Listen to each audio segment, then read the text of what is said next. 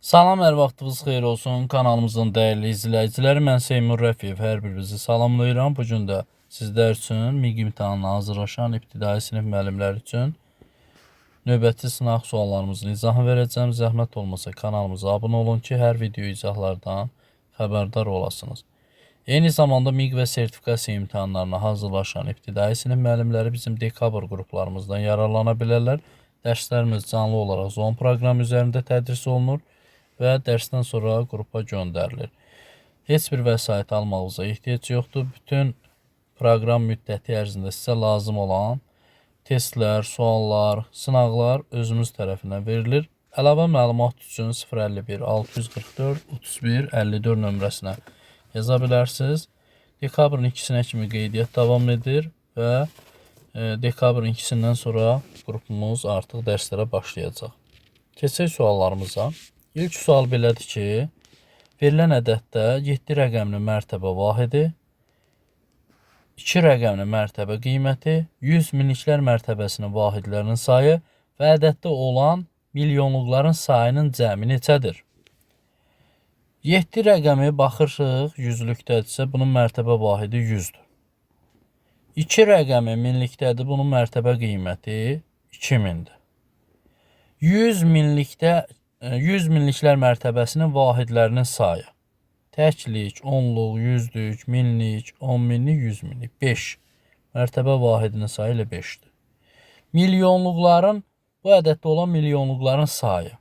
Təkliklər, minliklər, milyonluq nə qədərdir? 864. 864. Və bunun cəmin istəyir bizdən. Toplasaq, 2969. Doğru cavab B variantında qeyd olunur. İkinci sual. Ölçüləri 6 sm, 7 sm və 8 sm olan kuboiddən ölçüləri 2 sm, 4 sm və 6 sm olan kuboid kəsib götürdülər. Qalan fiqurun həcmi neçə santimetr kub olar? V bərabərdir A vur B vur C. Yəni 6 vur 7 vur 8. Bizə bunun hasili neçə verəcək? 336. Bundan kuboid kəsib götürüblərsə, yenə də bunun həcmini hesablayacaq. 2 vur 4 vur 6. 48. 336-dan da 48-i çıxsaq, yerdə qalacaq 288. Doğru cavab B variantında qeyd olunub. Keçək növbəti suala. Hesab əməlləri ilə bağlı sualdır. 2400 üzərinə 3600 bölü 6 üzərinə 750 vur 8 çıx 4800 bölü 40 üzərinə 212. Birinci mötərizənin içərisinə baxsaq, 3600-ü 6-ya bölsək 600. 600 ilə də 750-ni toplasaq, bizə verəcək 1350.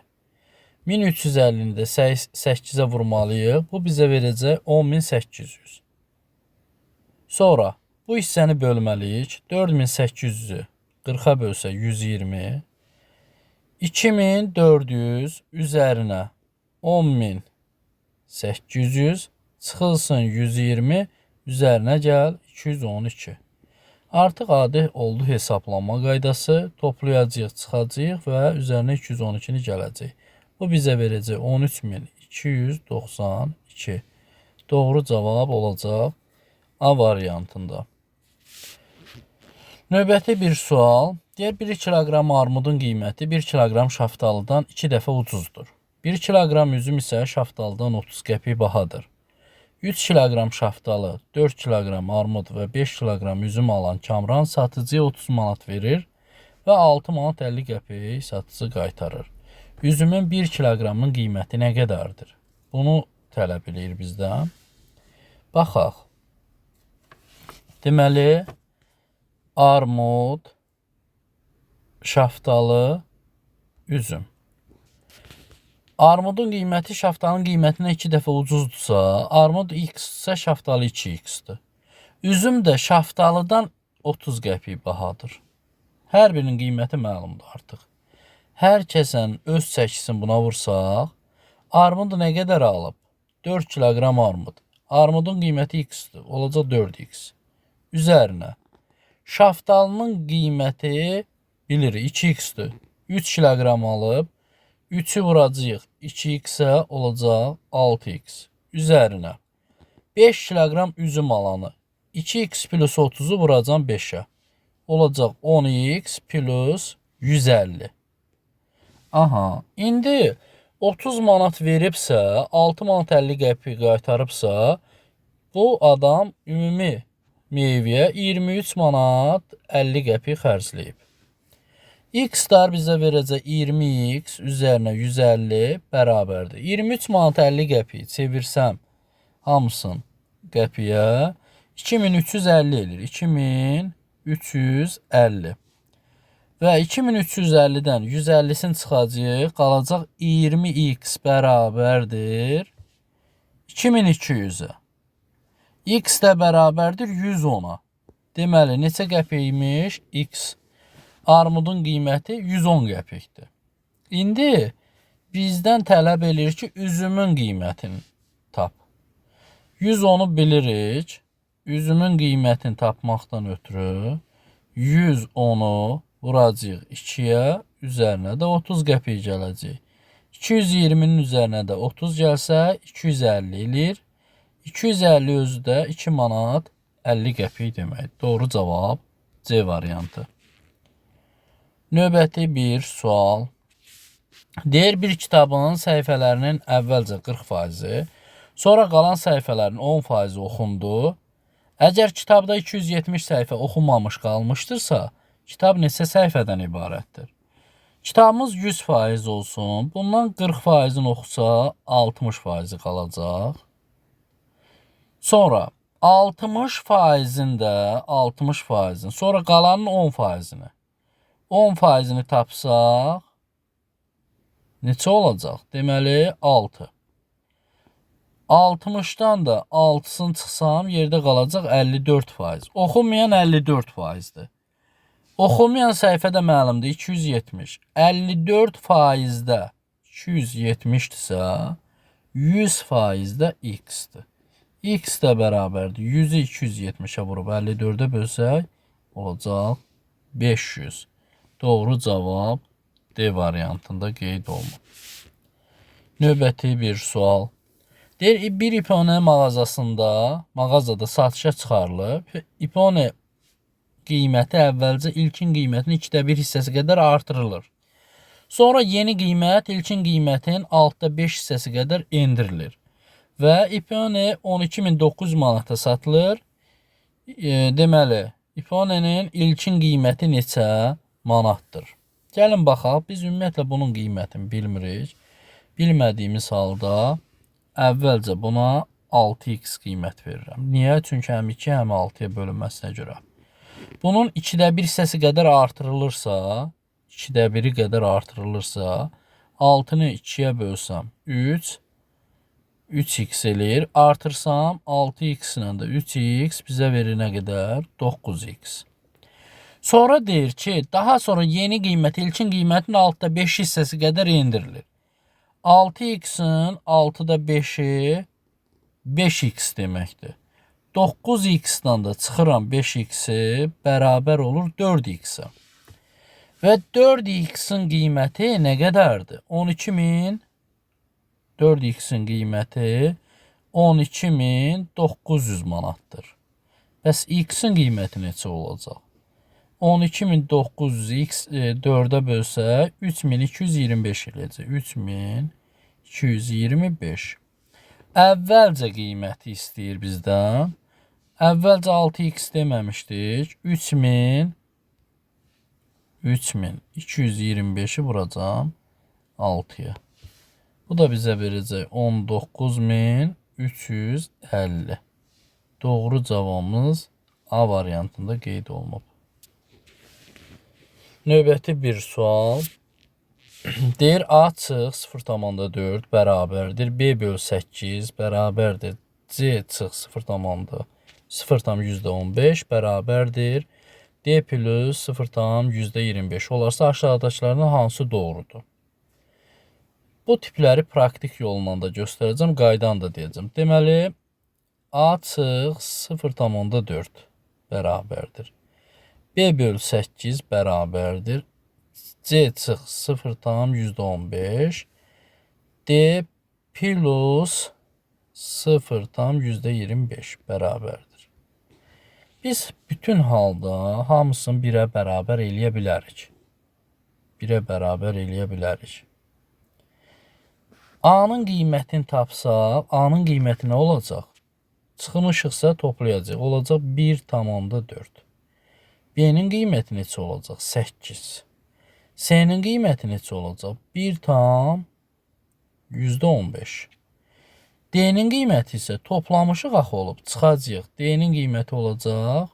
D-nin qiyməti 0,75. İndi buradan məlumdur artıq. Hər birinin qiyməti məlumdur. Məlum olduğu halda yaza bilərik. A kiçikdir B-dən. B böyükdür C-dən. C də böyükdür D-dən. Belə bir variant varsa götürəcək, yoxsa digər variantlara baxacağıq. A böyükdür yazılıb A variantında. Olmaz. Çünki A B-dən kiçikdir. Sonra C böyükdür A-dan. Yanlışdır. D böyükdür C-dən. Yanlışdır. E variantı A kiçikdir B-dən. B böyükdür C-dən. C də böyükdür D-dən. Doğru cavab olacaq E variantı. Keçək növbəti sualımıza. 8 nömrəli sualdır. Qayıq çayın axını ilə 180 km yolu 5 saata gedir. Çayın axma sürəti 4 km saatdır. Qayıq 7 saatda çayın axına qarşı neçə kilometr yol gedər? 180-i bölürəm 5-ə. 1 saata gedilən yol tapıram 36. Yəni qayıq plus çay bərabərdir 36. Çay məlumdur 4. Qayığın sürəti neçə olur? 32. İndi geri qayıdırsa 32-dən çıxacam 4-ü. Vuracam neçəyə? 7-yə. 28 eləyir. 28 də 7-yə vursaq 196. Doğru cavabımız verilib C variantında. Növbəti bir sual. 9 nömrəli sual. Bölən 32 olarsa alına biləcək müxtəlif qalıqların cəmini tapın. Ümumiyyətlə qalıqların cəmi düsturu necədir? N vurulsun N-1 böl 2. 32-ni vuracam 31-ə böləcəm 2-yə bərabərdir. 32-ni 31-ə vurub 2-yə bölsə, elə buradan 16-nı vurarıq 31-ə 496. Doğru cavabımız 496 olacaq. Müxtəlif qalıqlar deyəndə 1, 2, 3, 4 bu ardıcıllıqla gedəcək. Növbəti bir sual. 4 il əvvəl baba qızından 4 dəfə böyük idi. 5 il sonra babanın yaşı qızının yaşını 3 mislindən 4 pay çox olacaq. Babanın indiki yaşının rəqəmləri cəmini tapın. Deməli, 4 il əvvəl götürək baba, bir də qız. Qızı x desək, baba 4x-dir. 4 il əvvəldən söhbət gedir. İndiyə gəlmək üçün bunun üzərinə 4 yaş gələm, burada 4 yaş gələm. Sonra 5 il sonra burada 5 gəlməliyik, burada 5 gəlməliyik. Və deyir ki, qızının yaşının 3 mislindən 4 vahid çox olacaq. O zaman qızının yaşının 3 mislini tapaq. Yəni, x plus 9-u vuracaq 3-ə, üzərinə də 4 gələcək. Bərabər olacaq nəyə? Babanın yaşına. 4x plus 9-a. 3x plus 3 9-unu 27, o da 4. 31 bərabərdir 4x plus 9-a. 4x-dən 3x çıxsa x bərabərdir. 31-dən də 9-u çıxacaq 22. Babanın indiki yaşı 4x plus 4'dür. 22-ni vurarıq 4'ə, üzərinə də 4 gələrik. 92. 88, o da 4, 92. Bunda rəqəmləri cəmini istəyir 11. Doğru cavab C variantında qeyd olunur. Növbəti bir sual. Deyir ki, A və B natural ədədlərdir. 18 kiçikdir 4A kiçikdir 54-dən. 20 kiçikdir 5B kiçikdir 60-dan. Şərti ödəyən A və B ifadəsinin ən böyük və ən kiçik mümkün qiymətlərinin cəmini tapın. Sadələşdirək əvvəlcə A-nı. 18-i 4-ə bölsəm, olacaq 4,5 kiçikdir A-dan, A da kiçikdir 13,5-dən. Aha. İndi B ifadəsinə baxaq. B ifadəsi 20-ni 5-ə bölsək 4 kiçikdir B-dən, B də kiçikdir 12-dən. A-nın ən kiçik qiyməti olar 5, A-nın ən böyük qiyməti olar 13. B-nin ən kiçik qiyməti olar 5, ən böyük qiyməti olar 11. Və bunların cəmlərini istəyir. 5 ilə 13, 18, 5 ilə 11, 16. Bizə verir neçə? 34. Doğru cavab olacaq neçə? 34. Və əsas burada nəyə diqqət yetirməliydik biz? Kiçik və böyüklərin tapılmasına. Növbəti bir sual. Buğda üyüdülərkən 5də 1 hissəsini itirir. 40 kiloqram undan 48 kiloqram çörək bişirilir. 6 sentner buğdadan neçə kiloqram çörək bişirirlər?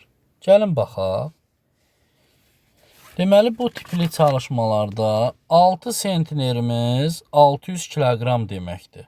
Əgər ki, bu 5də 1-ini itirirsə, 600-ün 5də 1-i bizə nə verir? 120. İtirirsə 600-dən çıxıram 120-ni, qalır 480. 40 kiloqramdan 48 çörək alıramsa, 480 kiloqramdan X çörək alaram. X də bərabər 480-i vuraram 48-ə, bölərəm 40-a. X nəyə bərabər olacaq? 576 ədəd çörəyə. Doğru cavab C variantında qeyd olunub. Növbəti bir sual. 3 bucağa aiddir. Deyir, müxtəlif tərəfli 3 bucağın bir tərəf 5 və 12 olarsa, üçüncü tərəfini ala biləcəyi bir rəqəmli natural qiymətlərin cəmini tapın. Bura 5-dir, burada 12-dir. Bir bərabərsizlik qaydası var ki, üçüncü tərəfini almaq üçün ən kiçik qiymət olmalıdır, ən böyük qiymət. Gəlin onları tapaq, sonra aralıqdakı ədədləri baxarıq. 12 ilə 5-i toplayaram, 17, 1 çıxaram, 16. 12-dən 5 çıxaram, 7 üzərinə 1. 8. Deməli, ən kiçik qiymət alacaq 8, ən böyük qiymət olacaq 16. Bir rəqəmlərdən 8 alar, 9 alar və iki rəqəmlər 10, 11 və 16-ya qədər ala bilər. Bizdən bir rəqəmlərin cəmini istəyir. 8 ilə də 9-un cəmi 17. Doğru cavab A variantında. Keçək növbəti sualımıza. Deyir ki, A və B şəhərləri arasında məsafə 1200 kilometrdir.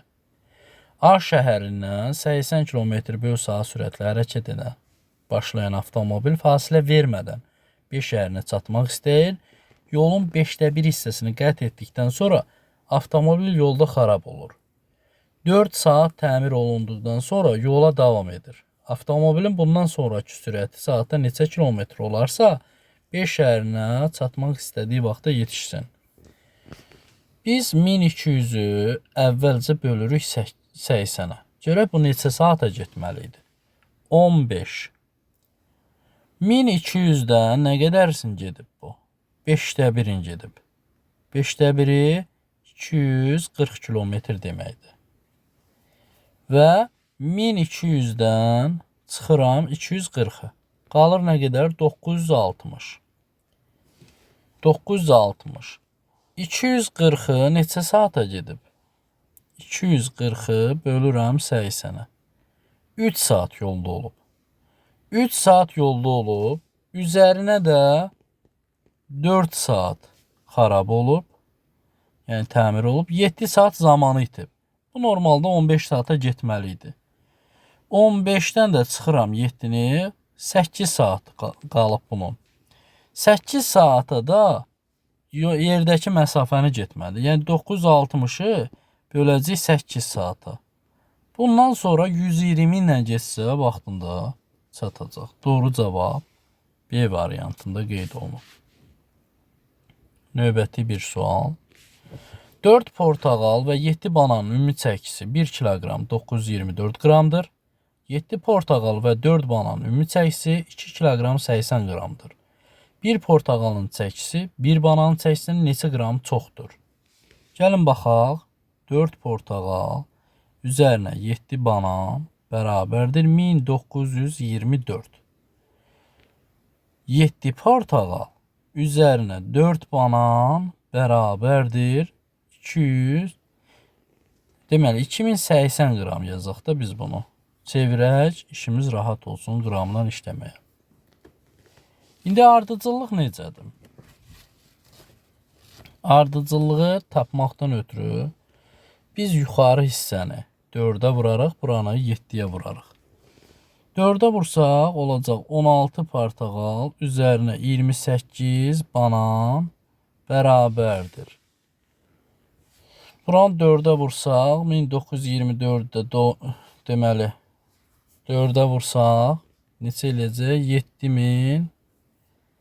7696. Aşağıdan isə hər tərəfin 7-yə vuracağım. 49 portağal üzərinə 28 banan bərabərdir 14560. Tərəf silərəm. 49-dan da 16-nı çıxarıb 33 portağal qalar. Bərabərdir. 14560-dan 7696-nı çıxsaq 6864 qalar. Portağal da bərabərdir. Bunu da 33-ə bölsək 208 qram olacaq. Portağal tapdıq. 208. Aparıb tənliyin istənilən yerində yaza bilərik. Gəlin yoxlayaq. Deməli, portağalın çəkisi 208 qramdır. Və bizə deyir 4 portağal alsan, 7 banan alsan, ümumi çəkim 1 kiloqram 924 qram olacaq. O zaman biz bunu 4-ə vurarıq. 4-ə vursaq olacaq neçə? 832 qram. 832 qram üzərinə 7 banan bərabərdir 1924. 7 banan bərabərdir. Bundan 832-ni çıxacam. Qalacaq 1092. Banan özü də bərabərdir 156-ya. Və nəticədə hər şey məlumdur. 208-dən 156-nı çıxsa aradakı fərq 52 olacaq. Doğru cavab C variantında qeyd olunub. Növbəti bir sual. 8-də 7 litr üzərinə 850 millilitr çıxılsın 4-də 3 litr bərabərdir. Adi hesablamadır. Gəlin baxaq. 8-də 7 litr o deməkdir ki, 1000-in 8-də 7-sini tapacağıq. 1000-in 8-də 7-si bizə nə verəcək? 875 millilitr verəcək. Çünki 8-ə bölüb 7-yə vuracam. 8875 üzərinə 850 4-də 3 də 1000-in 4-də 3-ünü tapırıq. Və bu da bizə verəcək nə qədər? 750. Bunları toplayıb 750-ni çıxacaq. Qalacaq 970. Deməli 975 millilitr. Doğru cavabımız olacaq 975 millilitr. Keçək növbəti sualımıza. 17-dir. 12 natural ədədin cəmi 58-dir. Bu ədədlərin hasili ən az neçə ola bilər? Hasilin ən az neçə olmasını deyirsə, müxtəlif ədəddən söhbət getmirsə, biz 11 dənə 1 götürə bilərik. 11 dənə 1, 2, 3, 4, 5, 6, 7, 8, 9, 10, 11. 11 1 götürə bilərik. 58-dən 11 çıxsa qalır 47. Yəni 11 dənə 1, 11 dənə 1 vurulsun 47. Bərabərdir elə 47. hasilin ən az olması 47 olacaq. Natural ədəd olmasaydı, yəni hasil 0 olacaqdı. Amma burada 12 ədəd deyirsə 11-in 1 götürə bilərik. Növbəti sual 18 nömrəli sualdır. Deyir ki, sinifdə şagirdlərdən 20 nəfər ingilis dilini, 20 ingilis dili, 14 nəfəri alman dilini öyrənir. 14 alman. 8 nəfər həm ingilis, həm də alman dilini öyrənir. 3 nəfər bu dilin heç birini öyrənmir. Bu sinifdə neçə şagird var? Demək, 20-nin üzərinə 14-ü gəlirik, ortaqları çıxırıq. Bu bizə verir 26 nəfər. 3 nəfər də heç bir dili öyrənmədiyinə, yəni buradakı dillərdən öyrənmədiyinə görə üzərinə 3 gəlirik. Olur 29. Sinifdəki şagirdlərin sayı 29 olacaq. Keçək. Deyir 240 ədədinin natural bölənlərin sayını tapın. Demək, biz bunu natural bölənlərin sayını tapmaqdan ötürü buruqlara ayıracaq. 2-yə bölürük 120, 2-yə bölürük 60, 2-yə bölürük 30, 2-yə bölürük 15, 3-ə bölünür 5, 5-ə bir dəfə. İndi baxaq. 2-dən 1, 2, 3, 4 dənədir. 3-dən 1 dənədir, 5-dən də 1 dənədir. Qüvvət üstlərinin üzərinə 1 gəlib hasillərini tapacağıq. 4-ün üstünə 1 gəlirəm. 5. Deməli 1, 2, 3, 4 dənə. Deməli qüvvət üstlərinin üzərinə 1 gəlib hasillərini dedik tapacağıq. 4-ün üstünə 1 gələndə 5. 3-ün üstü qüvvət üstü 1-dir. 1 üstə 1, 2. Sonra 5-in qüvvət üstü də 1 idi. 1-in üstünə 1 gələndə 2. 5, 2, 10, 10-da 2 vuranda 20. Doğru cavabımız olacaq 20. Keçək növbəti suala. 20 nömrəli sualdır. Deyir ki, perimetri 60 cm olan düzbucaqlıdan sahəsi 36 cm kvadrat kəsib götürdülər. Qalan yeni düzbucaqlının sahəsini tapın. Baxaq, deməli, deyək ki, 36 cm kvadratsa, buradan n-lə uzunluq eyni olmalıdır. Buradan kəsib götürsünlər 36. 36-dan kök çıxır 6. Və bura olar 6, bura olar x. N məlumdur 6, uzunluqda x plus 6-dır. Və perimetr nəyə bərabərdir? 60-a. O zaman x plus 12 bərabərdir. 62-yə bölsək 30, x də bərabərdir 18. Artıq x-i tapmışıq 18, n də məlumdur 6. Bizə yeni, yəni 18 ilə 6-nın düzbucaqlının sahəsi lazımdır. Və sahəni də tapmaqdan ötürü biz eni uzunluğa vuracaq. Bu da sahəsi neçə verəcək? 18-i 6-ya vursaq 108. Doğru cavab olacaq 108. Bu tipli videoların davamı olmasını istəyirsə kanalımıza abunə olun və video izahları müəllim yoldaşlarınızla paylaşmağı unutmayın. Sağ olun, salamat qalın.